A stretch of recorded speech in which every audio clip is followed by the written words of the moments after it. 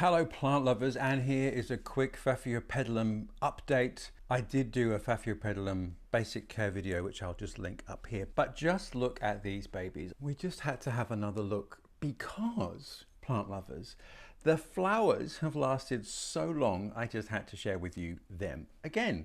So firstly, this one is called Duo de Citron, 2 lemons.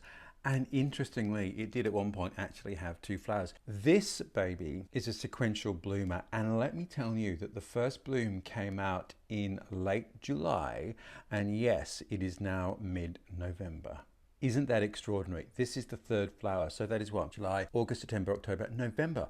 4 months, and that flower might last into December, which is amazing. So plant lovers, I'm here to tell you, if you can find Paphiopedilum Duo de Citron somewhere in your neighborhood, then give it a good Aussie go, as we say in Australia. Duo de Citron, 2 lemons.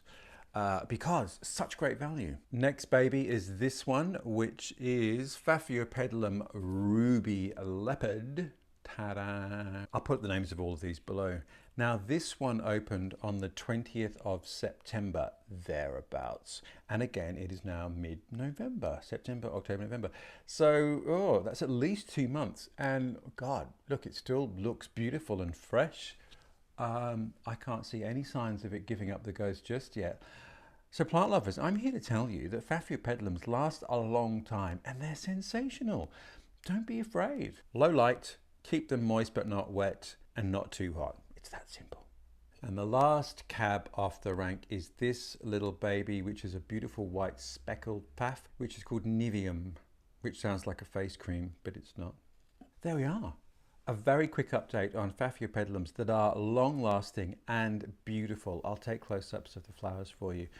As I said in the video, very simple, free draining medium. These are largely terrestrial, sometimes epiphytic. A little bit of water often, a little bit more in summer, a little bit less in winter, but don't let them dry out because, unlike many other orchids, they don't have pseudobulbs, so they have no capacity to store water. So kind of think of it like another houseplant.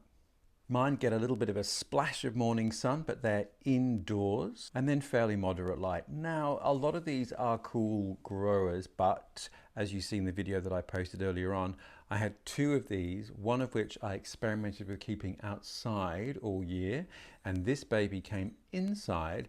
Now, the other one isn't dead, but it just didn't thrive and it didn't bloom, whereas this one that wintered indoors did bloom.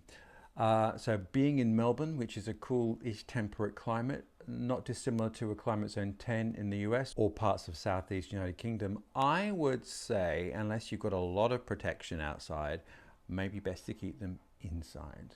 And when mine is outside, it is covered over and protected. So it's in still a fairly enclosed, quite moderated environment. But even then, it just didn't thrive. So there we are. That's my one take on these. I perhaps wouldn't grow these outdoors in my climate all year because I just don't think they love it.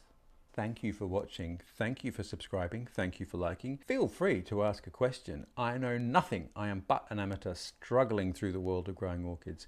And I've only had these, well, I've had this one since October last year. So that is in fact 12 months. So I've learnt my whole Paphiopedilum repertoire in a mere 12 months.